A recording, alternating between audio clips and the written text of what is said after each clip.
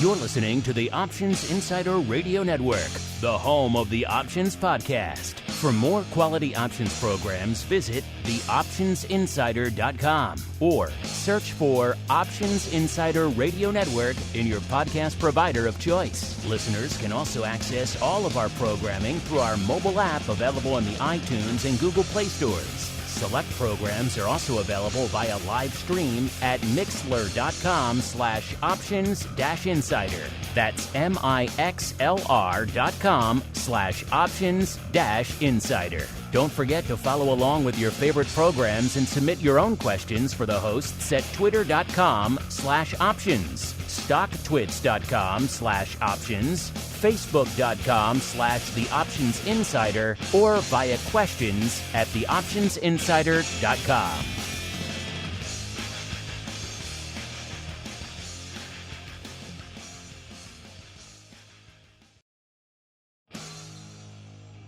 And now, it's time for the show that breaks down the options market from unusual activity alerts to market analysis, strategy overviews, listener questions, and much more. If it involves puts and calls, then our all-star panel will break it down. It's time to hit the Option Block with your host, Mark Longo from the Options Insider Media Group, and co-hosts, Uncle Mike Tosaw from St. Charles Wealth Management, along with Mark the Greasy Meatball Sebastian and Andrew the Rock Lobster Giovinazzi from OptionPit.com. The Option Block is brought to you by Tasty Trade.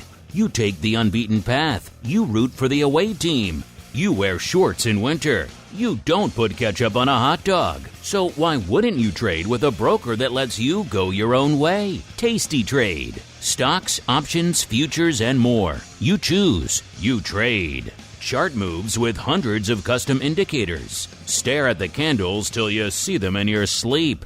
See it, click it, trade it on mobile, web, or desktop. Supported by a trade desk that knows how traders think. The data, the tools, the knowledge. Get what you need to make smart moves. Go to tastytrade.com/pod to see for yourself, genius. Tasty Trade Incorporated is a registered broker-dealer and member of FINRA, NFA, and SIPC. And now, get ready to hit the Option Block. All right, everybody. That music means we are back. It is time to rock out, not just with everyone's favorite bi-weekly extravaganza. Time to commence our broadcast week here. Hope you had a great week. Hope you're ready and raring to go for a little bit of action here on the old OB. My name, of course, Mark Longo from the THE OptionsInsider.com. Looking forward to a fun week here on the network. Of course, if you follow us over there at Options, you'll see we tweet out the schedule for the entire week. In fact, we pin it. So you folks, you say, what do they have going on, let's say, Wednesday on the old Options Insider Radio Network? You can go there and look for yourselves. Or I could just tell you right now, of course, we have the newest doubleheader to the network. We have, of course, everyone's favorite Options Boot Camp. You folks love it, have loved it for well over a decade now, as well as, of course, the newest addition to the network, the Futures Rundown. Of course, wherever you're listening to the old OB, make sure you're listening to the full network. That's where you get everything. You don't miss out on anything. Quite the value for $0, if I do say so myself. And of course, if you want to go above and beyond, you want to get a little bit extra, then the optionsinsider.com/pro gets you 2 additional shows, including awesome pro Q&As, awesome options oddities, one more football game for my son on Friday, and then I think we can get back to our normal oddities time. The Rock Lobster's loving having all these Friday afternoons off, but I digress. The optionsinsider.com/pro. The place to go to learn. I think I have to do one more chain gang this week. So I'll be on this literal sidelines, rocking the chains. I got nailed in the leg last week for my troubles. That's the effort I go to. The volunteering dad that I am. But I digress. It is time, listeners. I am joined once again by the uncleest of Mikes, Mr. Uncle Mike Tosaw, as well as by the rockingest of lobsters, Mr. Andrew, they're distracting me with all their chatter. Mr. Andrew Giovinazzi from OptionPit.com. I introduce them now, listeners, because they have been locked in a titanic struggle all year long. Uncle Mike I think it's fair to say, kind of taking the Rock Lobster to the woodshed. But you know what? It ain't done yet. Rock Lobster still has a little bit of fight in him as we commence our 80s Trivia Challenge. Here we go.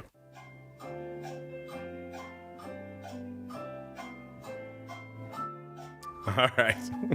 You guys are killing me here in the chat. All right. I shall look away because you're making me laugh. All right. Here we go, listeners. In the year 1989, and this is not the trivia question, I'm just setting it up, so don't buzz in with the name of this movie. I'll tell you what the name. The year 1989, a seminal movie came out. Of course, Batman 1989. Michael Keaton, Tim Burton. For many people, still their favorite Batman. Not my favorite, but a lot of people love it. A lot of people, Keaton, a very controversial choice at the time. He turns out a lot of people still love him as Batman. Again, not my favorite. Some people love him out there. So 1989, end of the 80s, Batman comes out. Tim Burton, Michael Keaton getting together. But they both got that gig, not because of that movie, not because of anything they did with that movie, but of course, but because of a movie that came out a year before that was, I just rewatched this weekend. Again, I say, is one of the weirdest damn movies I've seen in quite a long time. Oh, Rock Lobster, buzzing in. I shall say no more. Mr. Rock Lobster, what was the movie that Tim Burton directed starring Michael Keaton that came out the year before Batman that got them the gig as Batman? I'm just going to guess Beetlejuice? Yes! Look at you! Andrew getting one right. A full point. Wow. 1 point for Andrew for Beetlejuice. Wow. Look at you climbing out of the hole slowly but surely. Uncle Mike's going to see your head pop. Very slowly. Yes. He's going to see your head popping out of the hole. He's going to smash you with the shovel. But so there you go. A point for Andrew. That really literally is the only time I haven't seen Tosaw at least have a buzz up there. Yeah. Well, I was surprised. I thought I would throw you both off with the Batman first. But yeah, I mean, I did rewatch Beetlejuice this week. My son and my wife were both. We wanted to see the new one, so they thought, I haven't seen the old one since it came out. Let's rewatch it. He's never seen any of it, so we'll all watch it together. Can I just say, as weird, if not weirder, than I remember it being when I was a kid.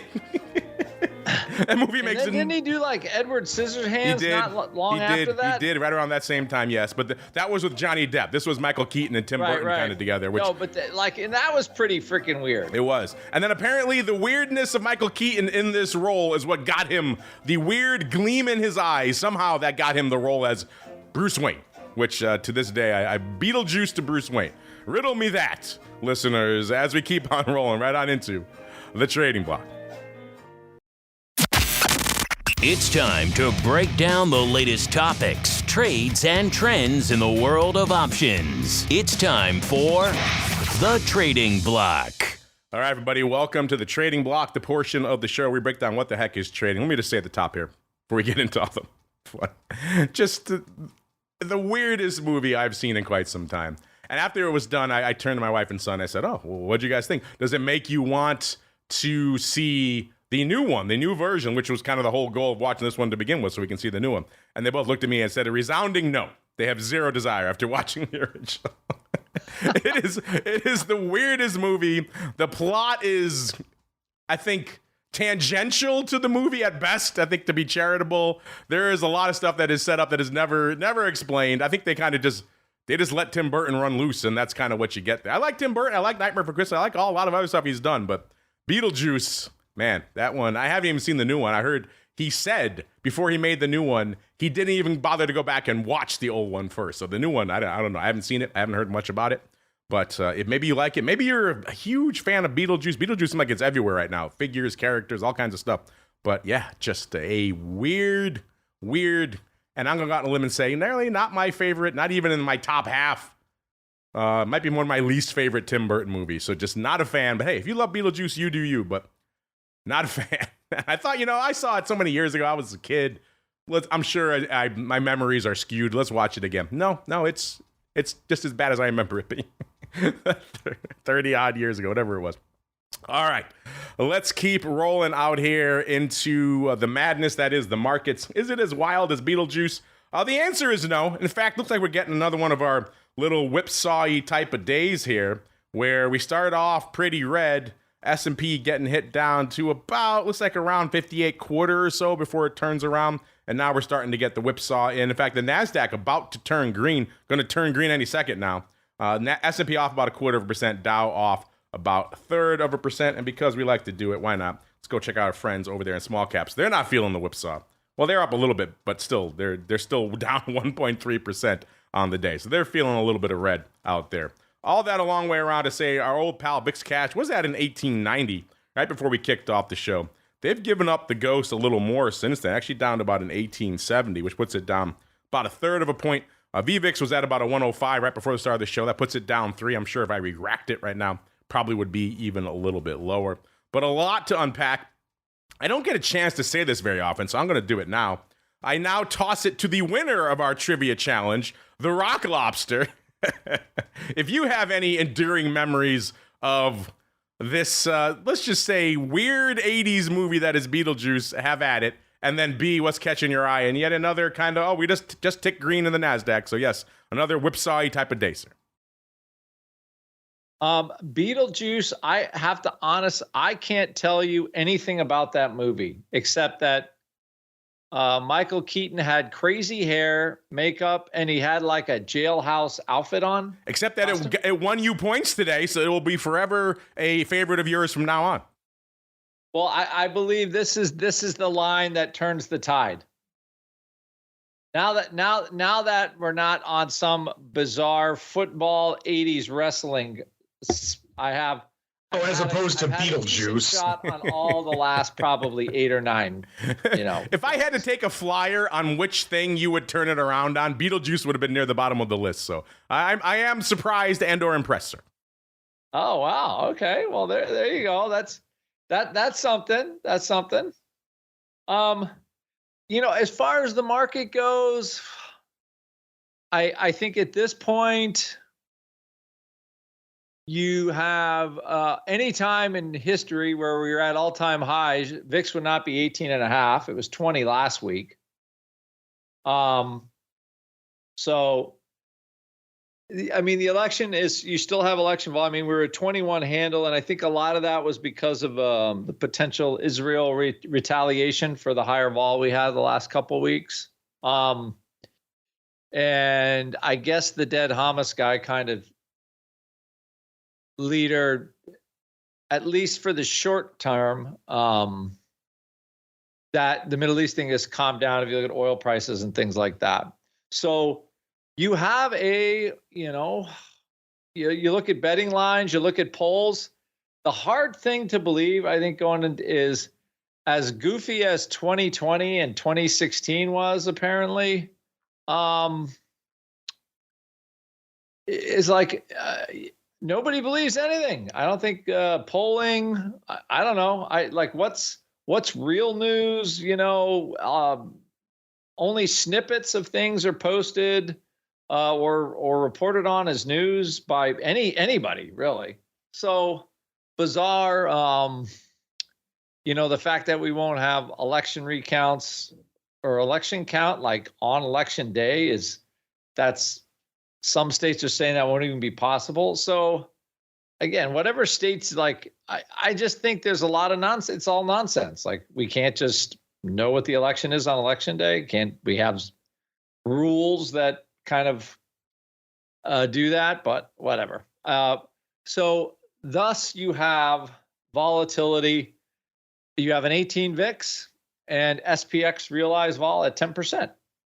So that's why it is where it is. Real simply, there's no way, and I don't believe that the volatility will drop very much.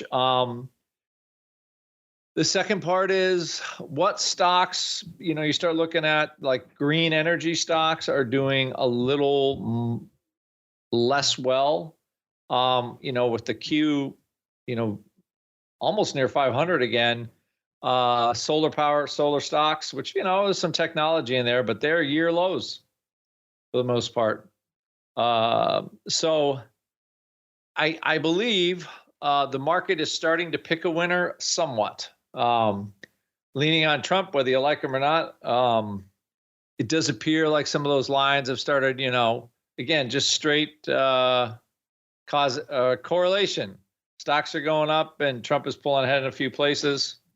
And we'll see what happens if that turns around. Let's see if the market keeps going up if Harris is in the lead. So as far as that goes, I think the market is starting to bet a little bit on that. And I have seen some interesting things on Twitter, and I've been looking at it myself. We've got kind of a surprise thing here where I was talking to some students today where volatility in Tesla is not very high. Obviously, Musk is thrown in a little bit more with Trump, citing all the freedom and all that kind of stuff. But he bullish or bearish for Tesla in general going forward. So you actually can, with options expiring after the election and after Tesla earnings, which are this week, you actually have two potentially major events for the price of one. So I thought that was interesting as a trade going forward. It's kind of in the wheelhouse of stuff I like to do with those type of trades. But from a market point of view, I think the AI bullishness is not going away. I think this is Amazon now is, I believe, the second major, great 8 company to want to directly contract with nuclear power providers for the energy they need for data centers, which is a slight hedge against the green energy thing, because if they don't have energy, they're not running a data center. So I don't think that looks particularly good for the green energy side unless they're in the nuclear business. But nuclear stocks going to the moon lately. So it's almost like Bitcoin. There was only one Bitcoin at the beginning. There's only a handful of nuclear-powered nuclear energy stocks, and they seem to be getting all the money right now. So those are the trends. Besides, the banks look like they've had good earnings so far. For the most part, earnings look okay. TSM was a big bellwether tech stock that basically demand for as far as the eye can see, and people love hearing that. So regardless of what you think of politics or anything else, as long as the earnings go up, stocks in the U.S. go up. And I think that's kind of where we are right now. That's where we are. That is where we are indeed, as we turn now to a rare moment where he has to have the loser's cap on this week. Mr. Uncle Mike, if you have any enduring memories of this very, very weird 80s film that paved the way to the 89 Batman, and of course was remade very recently, so kind of interesting in and of itself. And then B, what's catching your eye and what looks like it might be turning into an Uncle Mike type of day? Yeah, for Beetlejuice, I just remember I remember going to the theaters, and I think I watched it with my parents actually at like a drive-in movie or something like that. I was really young when it came out, from what I remember of it. I remember it just not being able to follow or have any understanding as to what the movie was about as a kid, and just thinking it was really weird and creepy. You know what's funny? We all saw it as kids. It was a PG movie, the same rating as Disney movies and everything else. It's got F-bombs. It's got every swear in the book. It's got all sorts of sex stuff and It is definitely a PG-13 movie in hindsight, if not pushing I guess if they had a second F-bomb that would make, they're dropping F-bombs in a PG movie. I was like, man, the 80s were a crazy time, but I digress, sir. PG was a little bit different back in the 80s. PG apparently was wilder. You watch some 80s PG stuff with your kids when they're little, you're like, wait, oh no. I saw this when I was a kid. What the hell? So yeah, different times, sir. No doubt about that. Yeah. So, the Rock Lobster got me today. So I'm going to have to regroup, come back from this, and just rework my trivia knowledge in some way. I'll have to do some more studying for next week. My 3-hour Sunday night study session, I need to add to that apparently. So I don't really do that. But anyway, in terms of the markets today, S&P is down a little bit. It was down a little bit more, but down roughly 18 points on the day in the SPX, so nothing too crazy by any means. Things that I'm watching right now, just looking at silver. Silver had a pretty big day last Friday, and I've been waiting very patiently for years and years and years for silver to really go through the 30 mark, or my reference is SLV. And the last time that actually happened was March of 2013. So silver did break through that. And it's kind of exciting for the silver people out there. In terms of how I'm positioned on that one right now, I have kind of a modified risk reversal in that I'm hedged at 20, but then the 22 calls are going up significantly. And I'm doing it with covered calls and a lot of other different things just because the volatility skews are different on SLV. But with that, it's definitely in my silver people, there's a whole lot of grinning going on in that camp by all means. And so I think that's kind of a big deal in that maybe silver's realizing that this inflation thing might not be totally done with. And the reason that I'm also saying that is that the bonds today are getting the bejeebers beat out of them. Yes, that's my technical term, the bejeebers. If you just look at the sell-off right now on IEF and LQD and TLT, we definitely have some sellers in the world of bonds today. And so it's interesting to me in that I think we're getting closer to the levels where, and my stance on bonds has been very cautious over the last few months, even with this rally.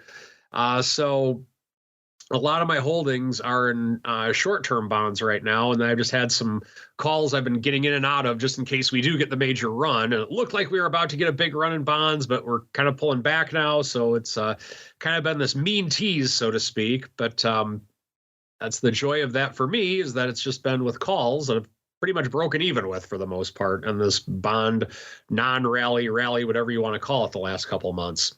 But now that we have interest rates lowered, what's interesting to me, or lowered a little bit, what's interesting to me is that we're not getting any more rally in bonds. So it appears to me, and I'd be interested in your guys' opinion on this, that the bond market's saying we don't think we're going to get any more rate cuts, at least at this point. So I think that's one of the main things that we really need to keep an eye on right now as market participants, whether or not you're in bonds or not, because that's telling a very interesting story right now with bonds pulling back. So that's the main thing that I'm watching right now. In terms of some individual names, of course, you have NVIDIA up 2.5% on the day. So an exciting day for any other stock on planet Earth, but just another day at the office by NVIDIA's standards, it seems. And that's pretty much it for what I'm seeing right now. Definitely going to continue to watch bonds, going to continue to watch silver as we go into the election. Because I think this is going to be interesting to see and how it reacts to things. The stocks are kind of just, everyone just seems to want to buy them lately. And even on down days, people want to buy them. If you look at the action of the market today, we're at 58.47 right now. We were at 58.24. So we were twice as low as we are now, or over twice as low as we are now for the movement of the day. And buyers keep coming in whenever we have dips. So a lot happening, and I would encourage all of our listeners to look at this stage, look well beyond stocks, because bonds and precious metals are definitely telling us a story. They are indeed. You can hear more of that story, of course, if you tune in on Wednesday to the Futures Rundown, or on Thursday to a little show called This Week in Futures Options. We've been talking a lot about metals and rates and indeed energy, whistling past the graveyard in the energy market of late. Talked about all that last week. Great episode, if I do say so myself. Check it out. Of course, you're listening to the full feed. You already got it. As we keep on rolling out to the rest of the market. Let's see what's going on in the rest of the market besides Uncle Mike's beloved silver. I mean, we talk silver all day, obviously, but we want to keep our listeners. So we won't. All right, let's kick things off in VIX, shall we, listeners? Is VIX lighting the world on fire today? The answer is no. 326,000 contracts. Looks a little better when you see the ADV continues to erode. Has dipped below 800K, 791 on the tape right now. By the way, I did just look.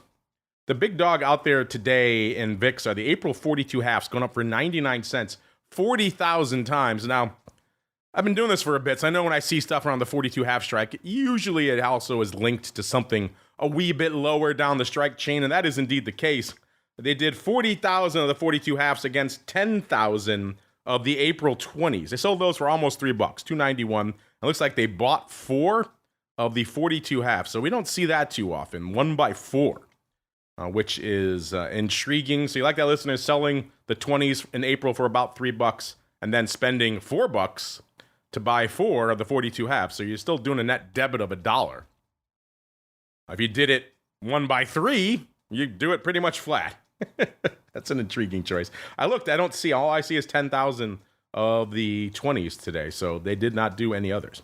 So yeah, interesting. 1 by 4 and a debit to do it. You like that, listeners? Somebody liked it today to the tune of about 50,000 contracts. And out that, there's nothing going up in VIX today. SPY, pretty much exactly where we expect it to be right now. Expect 4 1/3. It's about 4.35 million right now. So pretty much hanging out exactly where we expected. A bullseye, listeners. The ADV, 7.31. The S, same deal. Bullseye, 1 3/4 million on the tape. Exactly where we expect it to be this time of the show. The ADV, 3 million right now. Small caps, looking hot. 941,000 contracts on the tape out there in small caps land, listeners. Look really quickly. What's the big dog out there today? 81,000 of the Nova 214 puts. We're at a 222.5 right now, listeners. So that's the interesting thing about small caps. It's so far out and out of the money puts compared to what we see in every other major index. They're very much its own beast. 81,000 of those bad boys. So they're not messing around. 941,000 on the tape total today. The ADV, 1.2 million. And not to be forgotten, our old pal NASDAQ, which had swung positive as of the start of the show. 2 3/4 million contracts, so about 500,000 more than we expect this time of the show. The ADV, 3 3/4, so we certainly seem on track to hit that today. Is it a banger name, though? I can hear you saying right now, is it a banger name out there in single names? The answer is no. Only cost you $184,000 to break into our top 10 today. You know it's probably not a banger when Spirit Airlines is our number 10 for the day, aka Save. 236 today, up 86 cents or 59%. So apparently it's not dead yet. That's what's keeping this thing afloat. Oh, they got a 2-month debt reprieve. My goodness. 60% off of that. Well, there you go. Number 10, Save. I have a feeling I'm going to look, listeners. I don't know why, because it's going to be all calls, but let's do it anyway really quickly just to see. Yeah, it's the, I take it back. 29,000 of the OC expiring this week, 25th, 1/2 puts. And those are all opening. Did they take a chance to buy those for? Yeah, they did. It paid a nickel to 8 cents. So they said, 11 cents for some. They say, I'll take advantage of this pop to fade the hell out of this even more.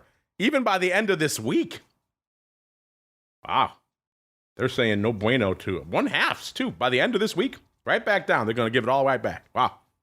Okay. That's why we do the show, listeners. To find out stuff like that. I would have assumed, all, the 2 2/4, 2/2 calls, whatever the case may be. Nope. 1/2 puts.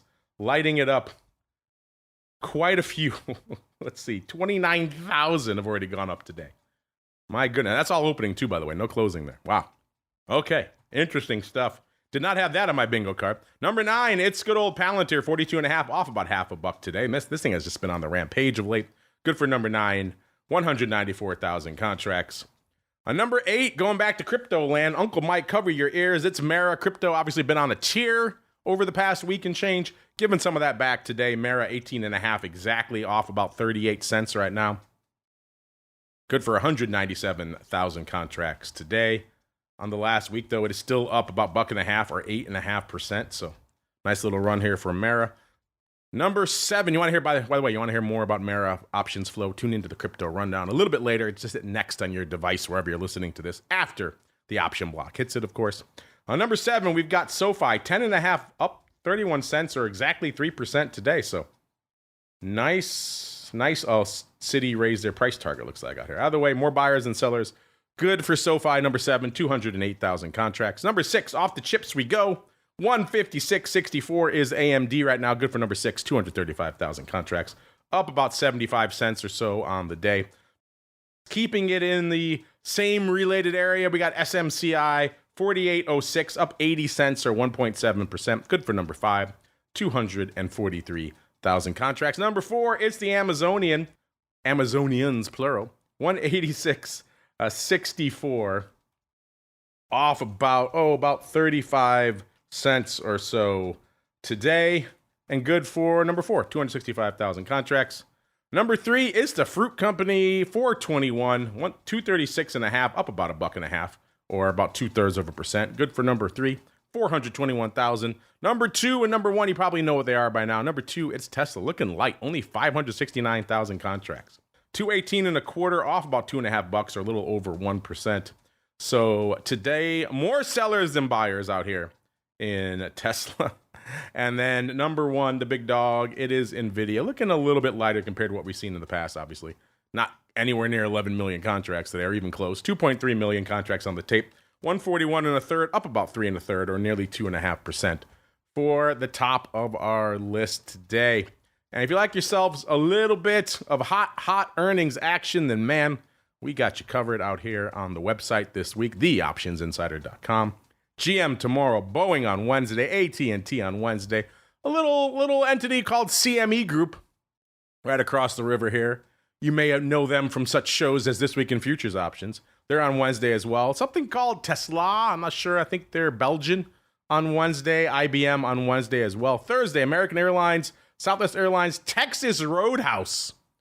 One of my favorite fast casual kind of steak restaurants out there. And that place, by the way, I went to the first time after a game in the suburbs about a year ago. I walked in, line out the door. I said, man, I should probably buy some stock in this thing. And as you always do, listeners, you kind of get busy, you do something else. That stock on fire, up God knows how much so far this year already.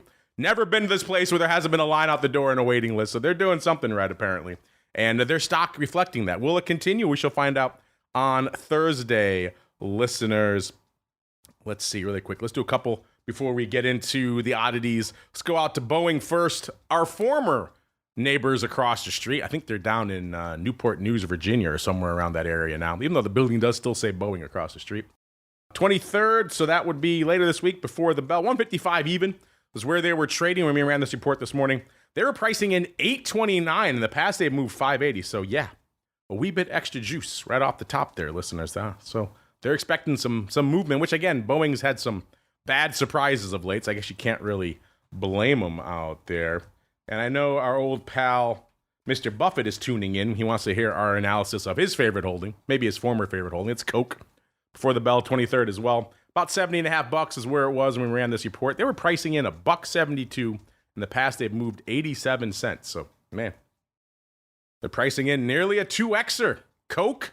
Is Coke the place for 2X vol? Apparently. Let's keep rolling out here really quick. Let's go to Tesla, 23rd after the bell. Almost 221 when we ran this report, 220.70. They were pricing in $13.50. In the past, they've moved 20 and a third.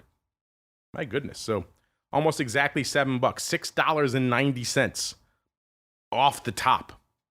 Interesting. You don't see a lot of vol haircuts in Tesla too often. Is maybe because they've already had the robot event and people were underwhelmed? I don't know. Either way. No love here. American Airlines, 24th before the bell. 1309 is where they were trading. They were pricing in nearly a full buck. In the past, it was 51 cents. So another 2Xer here on the earnings straddle front. Man, that is rich. Not to be outdone, let's go to Southwest Airlines, 24th before the bell. $31 even is where they were trading. They were pricing in $1.50. In the past, they've moved $1.19. So, man, a little bit extra juice. Not quite a 2Xer like we're seeing in American, but pretty interesting nonetheless. Let's keep rolling here. Let's do one more. Near and dear to my heart, or I should say, I want to stomp on it whenever I see it. It is Ford. Dumpster fire that it is. 28th after the bell. 11.10 when we ran this report. 68 cents is what they're pricing in. The past, they moved 70 cents. So, yeah, the market makers have gotten the memo. Ford, boring dumpster fire that it is. Our season right now, back to a 114, which is interesting. We had a number that was kind of a little bit wonkier last week. I think they're re-racking it for us over there at ORAT. So keep an eye on all that fun, theoptionsinsider.com. Click on the options news and articles tab to find the latest there on all that fun and a whole bunch more. Speaking of fun, it's time to have some more as we head on into the Odd Block. It's time to break down the most interesting, unusual, and downright questionable options activity that's been identified by theoptionsinsider.com. It's time for the Odd Block.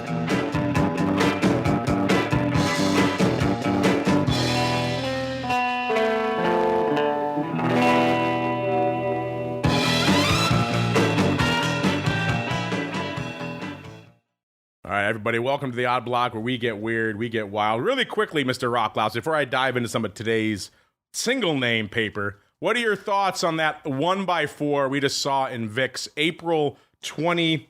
I think it was 42.5 to the upside. Yes, 42.5. 1x4, doing it for what appears to be a $1 debit, sir. They're actually paying for it? Looks like it. If they did it 1x3, it would have been about free. Instead, they went 1x4, in which case, looks like they paid about $1. Huh? And they bought the 4? That appears to be the case, sir. Well, 10,000 by 40,000.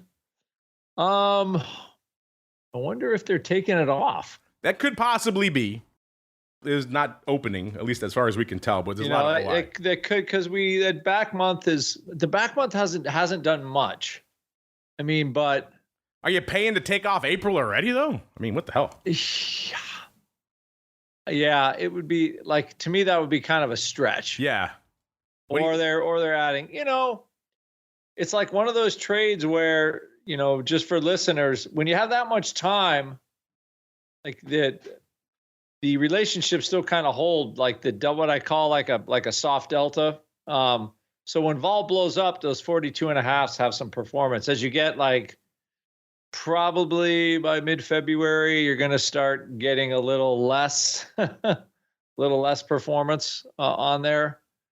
But I don't think it's a bad. I mean, the reality is, I feel overall like regular vol is still kind of high because of the election. So it doesn't thrill me from any sense of, are they getting anything good right now? But I could be totally wrong with that, but I don't see how they're getting a lot on that trade right now. It's weird to scramble to take it off if they are doing that with about almost half a year to go, and to pay to do it. That seems like an odd choice to me. But hey, that's why I brought it up, listeners. Unless they got like some kind of magic sale when we had, in VIX, in August, I have to see. But if they got some crazy sale on those 42.5, that could be when they did it. I haven't gone and dug in yet. I'll have to send the Eye of Sauron later to go research on these. But I could see taking it off now from that level, because it's unlikely VIX doesn't get a whole lot lower than where we are. A little bit, probably. A little bit. It'll tick down some, maybe 15, 20 cents a week until the election, or it could be a little more than that. But I could see why they want to take it off now. Because all that stuff will get harder, and as the election gets closer. I do see, looks like 75,000 of the 42 halves in April went up for 82 cents.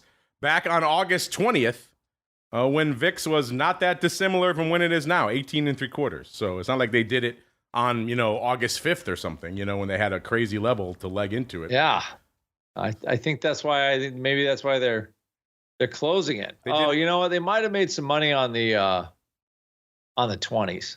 It was like they did the 20s for $3.10. They're buying them back for like $2.91 now, I believe, or selling them, I guess. And then $3.10. So it looks like about the same levels. And they're doing the 42 halves for like 90 odd cents, and they did them for 82 cents back then. So they're kind of just, what's that old saying you used to like to say, kissing your sister on the chest? That's what it has a whip of. Yeah. Well, it's like the Druckenmiller was shorting bonds. He's like, my downside's only like a couple of bips, right? But my upside's huge. So he's like, I'll do it.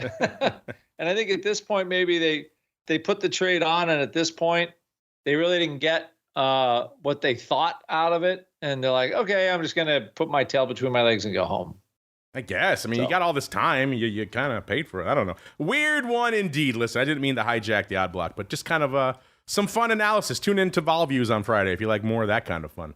As we keep on rolling out to some more fun out in the land of Boston Scientific, ticker symbol BSX. I'm hard-pressed to think of the last time we talked about this name. This is, a med device maker out there like a Medtronic and a Stryker and all that fun. 88 1/3, up about 31 cents or $0.33 today. On the year, this one, my goodness. This thing's straight up this year, up 76% or $38.25. There's very few downturns in this. So forget AI, unless Boston Scientific whispered the magic letters of AI. But my goodness. This thing's been on the rampage this year. Wow. Maybe that makes this trade make a little bit more sense, because we saw this morning, listeners, somebody is really feeling their oats for good old BSX this morning. They came in and said, OC 91s, how are they? They got a pretty crazy market on the MIAC. 75 at $1.05, 30-cent wide market. So they traded 95 cents. That reads like a buy. I'll have to go dig in to see more. It is possible they were able to overwrite them. That market was kind of nonsense, but I don't think so. If that's the case, that might make this that probably would be the way I would prefer to do it. They did them for 95 cents. These are the OC 91s expiring this week on the 25th, listeners. There's 4 days to go. The stock was 88.40, so almost exactly where it is right now. Then they came back and they did more, listeners. They did a total of 9,000 on the day. Let's just see where they did really quickly those. Because they did the second block for 89 cents. And that was actually a minute or two earlier. So the market was 79. They paid 89 cents. Okay. So then they moved the market up. They did 3,000 for about 90 cents, lifting the offer. They just came back and said, how are they now? The words that every market maker hates. And they got 75 at 105 and they paid 95 cents. Okay. So they're definitely buying these. I don't know, I was mocking these, and I still do kind of mock these. If I had a gun to my head, I'd rather sell them. But this chart has been straight up, sir. And earnings are this week. That's true. Okay, so that changes the calculus. Earnings are on Wednesday. So we got somebody rolling them bones, sir. And so far, if you've been rolling the bones on Boston Scientific this year, you're coming up snake eyes. You're looking pretty good, sir. Well, I mean, this is like a medical device maker, so they're always growing. But I remember Boston Scientific bought Guidant when I was trading out, like when I was still a market maker, like 16 years ago or whatever. And wow, it's hard to believe that time has flown that fast. But like Boston Scientific never went anywhere. Like this stock has a crazy multiple on it now. I guess because they just assume everybody's going to need a stent and some kind of cardiothoracic something or other. Valve replacement. But I don't think these calls are terrible, like on the outset with earnings coming out. But I mean, it is kind of a plunky trader of a stock. So realized vol is about 17%. I mean, and these calls are 26. It's not like they're killer. Like it could move that much. But as an earnings shot, I don't think it's a bad, but they're definitely throwing the bones on it for sure, like you said. But not a terrible purchase. Let's see, are they on day one? These are the October 25s. Yeah, they're 105, 110, so they're already up 14 cents. So their timing was nothing like being green on the first day and into earnings. So they're gonna have a hard time decaying. Winner, chicken dinner on this one. Mr. Rock Lobster says he wants to buy it himself for his personal account. He says he wants to buy it all. So speaking of buying it all, let's get into our next name here, listeners. This is Kraft Heinz. I don't think we've talked about this one since that infamous insider trade we talked about on it a long time ago now, 8 years ago, something like that. I'll have to go look up exactly when it was, but there was a very infamous insider trade. I believe when Buffett was circling around Kraft Heinz back in the day, and someone got wind of it and loaded up on a whole bunch of upside. Right now, Kraft Heinz, ticker symbol KHC, 35.78. And given the size, maybe Buffett is back. I don't know, because there is some action here. Before we get there, this stock's kind of been all over the place. It was 31.12 a year ago, so it's up 4 2/3 and nearly 15% this year. But it has peaked out at about almost $39, about twice in January and then again in April. And then they crushed it down to its low of around $31 again back in July before rallying it again up to about $36. And it's kind of been hovering in this 36 range for the better part of the last few months. Mr. Rock Lobster, I think the call what's going on out there today, Call Palooza, is underselling it. We first noticed a block of 2,376 of the OC. 37 calls expiring this week again, the 25th for 11 cents. That's weird. And we sent the Eye of Sauron back to dig and found a total of 78,862 of these had traded. The 37s expiring this week had traded a total this week. And if that's not enough, we also have 37,700 of the 36 halves going up today. Both of those opening, listeners. So, yes, well over 100, about 115,000 contracts on those two strikes. 36 halves trading for around 20 cents. 37s trading for 11, 12 cents, somewhere in that range. Again, 37 by 78,000, not going up as a spread. They do appear to maybe be buying both. It could be a bit of a Tosaw-esque stupid. I don't know, Mr. Rock Lobster. Riddle us this 115,000 contracts paper today, sir, in Kraft Heinz, sir, because this is an intriguing one. Just a small blip?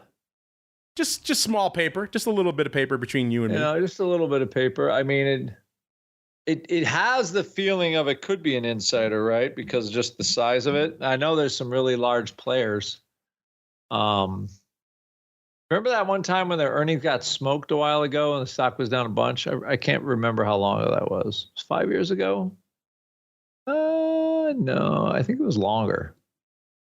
Yes, it had a long fall from grace. It was like an $80 stock and it just got smoked. Got as low as $18.45 in early 2020. I'm trying to get a sense of this one. Wow, that's a lot of volume. It looks like they're kind of working into some sort of 1x2, like pre-earnings. Totally bizarre, actually. Is that what Henry had on it? But kind of an odd. It looks like right now. It looks like 1x2 volume net on it. So, did they buy both? I was trying to get above it. It looks like they just bought them. Maybe there's some sort of magic here, or a cheater. But it does feel like a 1x2 for.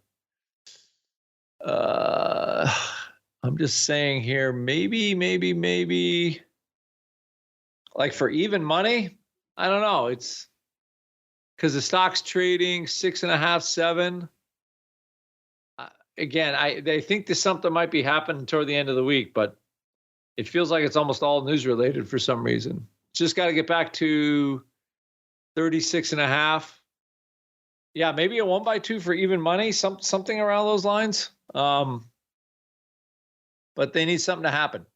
They need something to happen big time. Yeah, this is a funky one. By the way, I did go look. Looks like the insider trading was a Brazilian firm unloading a bunch of shares back in 2018, right before, I guess, like a write-down or bad earnings out there in the stock. But that's not, I thought I remember another one, too. I'm going to go dig for more. In the meantime, we don't have to wait anymore for a little bit of Uncle Mike. Here we go. It's time to dispense options, wit, wisdom, and education. It's time for the Strategy Block. All right, Uncle Mike, the floor is yours, sir. What you got for us this week? We're going to talk some put options, by gosh. As a financial advisor, whenever I am talking I always refer to people as within the office, not publicly, of course, as either options insiders or options outsiders in honor of the show. But I keep it in office, so I'm not infringing on any copyrights by any means. And what we try and do with it is the options insider people are the people that understand, know, and have a familiarity with options, and options outsiders are people who don't. And so when talking to options outsiders, one thing that we try and do is have a certain level of explanation for how we explain what is a put option to a client. Now, of course, most people on our show will know a put is a contract that gives you the right but not the obligation to buy a stock at a specific time for a specific, or in a specific time frame for a specific price. It could expire worthless, or it could be deep in the money. It could do a lot of things.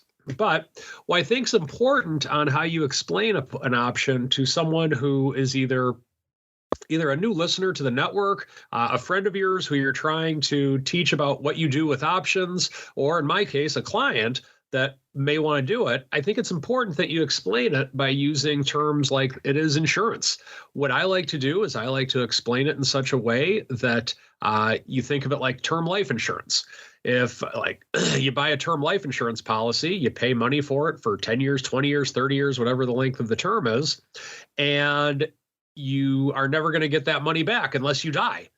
And if you don't die at the end of the 10 years, the insurance company wins because you didn't get anything out of that insurance policy, but you're happy because you didn't die. Now, if you do die within the 10-year period, the insurance company loses, but you kind of also lose because you're dead, but your beneficiary is the winner in that. Put options can kind of work the same way in that you buy a put option for protective purposes. And if the market stays above or your underlying stays above the strike price of your put option and nothing ever happens to it and you take no action, it expires worthless, but you win because you didn't need the insurance. However, if the market or your underlying goes significantly lower, you have the insurance, what I like to refer to as price insurance.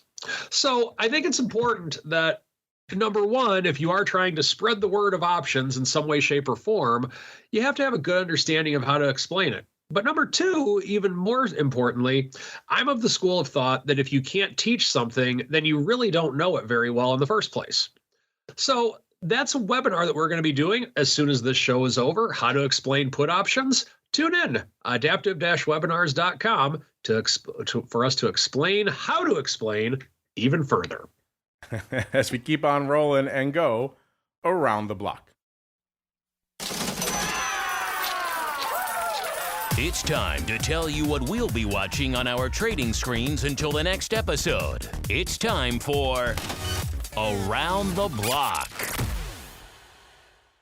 All right, everybody, let's do it. Let's go around the block really quickly. We have a couple of hot questions of the week and flash polls that are hitting you right now. First off, we did a fun flash poll based around what we were just talking about, those Boston Scientific OC 91s for around 95 cents trading 10,000 times. We thought we'd ask our audience, gun to your head, are you a buyer or a seller at that level? We also let them know earnings are on Wednesday. And right now, 100% of you, again, just went live about a minute ago. So 100% of you right now are saying you want to buy those calls. So interesting.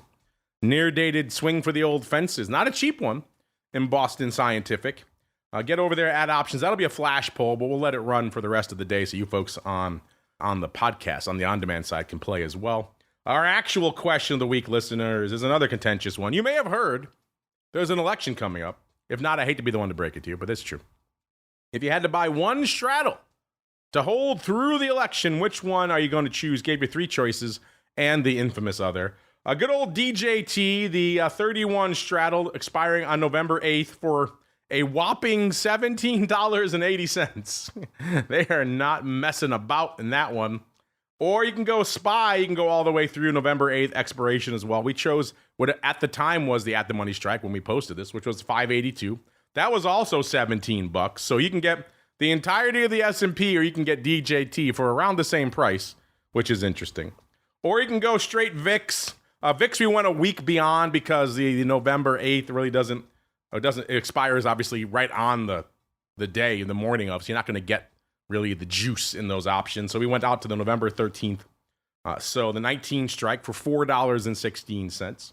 And right now, 45.5% of you are choosing that incredibly beefy DJT straddle for nearly $18. 27.3% are going SPY for $17. 18.2% for other. Only 9.1% want to go for that VIX straddle, which is kind of interesting. And you get an extra week in the VIX as well, which is kind of interesting. Mr. Rock Lobster, what is your choice, sir, of those three? DJT, SPY, or VIX? B, what are you keeping an eye on? And then C, if folks want more Rock Lobster goodness, where should they go? What should they do? I think the SPY probably for $17, although DJT is probably $5 or $50 after the election. Yeah, it's 0 or it's 100 pretty much, right? It's 0, it's 100. I think the best bargain is probably the SPY for $17. And everybody, go to optionpit.com and check out all my goodies there. You get 10% off. You heard the show. And I got to run, but it's good leaving as a victor. Yeah. You don't get that feeling too often. Savor it, sir. I got a feeling. I am. I'm savoring it nicely. I got a feeling we got an excellent day. We got Uncle Mike striking back next week. You got to put up them dukes to see what happens on Monday's show. I got to be ready. All right.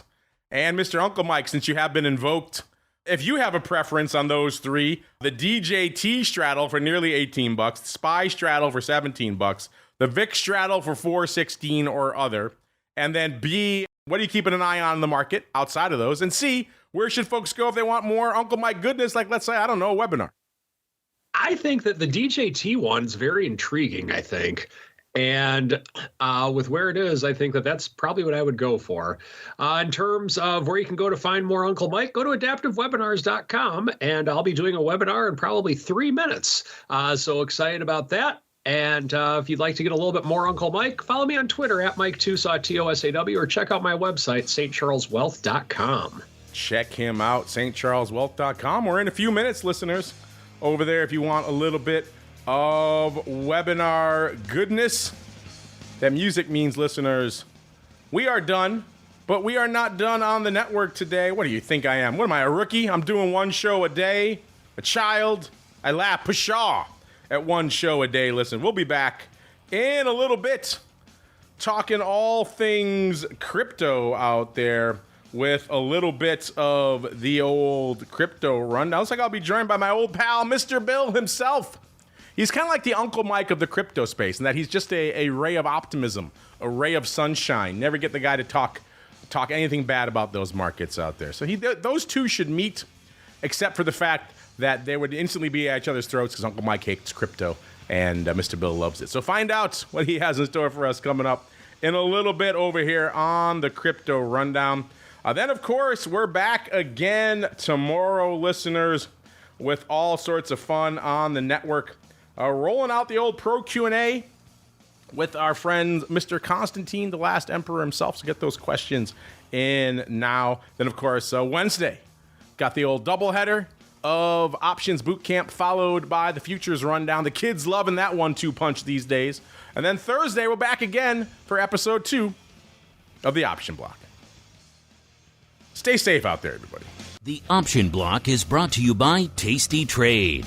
You take the unbeaten path. You root for the away team. You wear shorts in winter. You don't put ketchup on a hot dog. So why wouldn't you trade with a broker that lets you go your own way? Tasty Trade. Stocks, options, futures, and more. You choose. You trade. Chart moves with hundreds of custom indicators. Stare at the candles till you see them in your sleep. See it, click it, trade it on mobile, web, or desktop. Supported by a trade desk that knows how traders think. The data, the tools, the knowledge. Get what you need to make smart moves. Go to tastytrade.com/pod to see for yourself, genius. Tasty Trade Incorporated is a registered broker-dealer and member of FINRA, NFA, and SIPC.